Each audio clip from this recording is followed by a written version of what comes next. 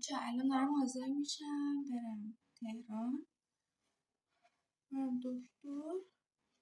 گفتم یه ولاگم بگیرم که امروز دارم هر کاری انجام میدم ولاگ گرفته باشم. حاضر شیم بریم دیگه، خیلی هم دیرم شده. واسه همین باید از سری کار کنم. بچه من نامو بستم، دوستشم باز بزنم ولی هوا خیلی گرم است.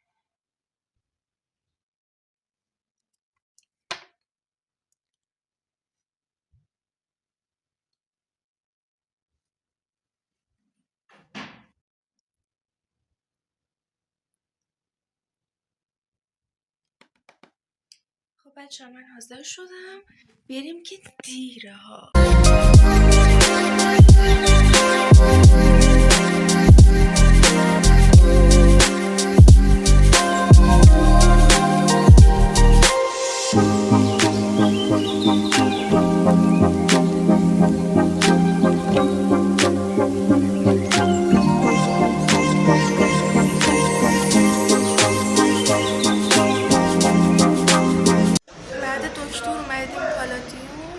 رستوران خسته و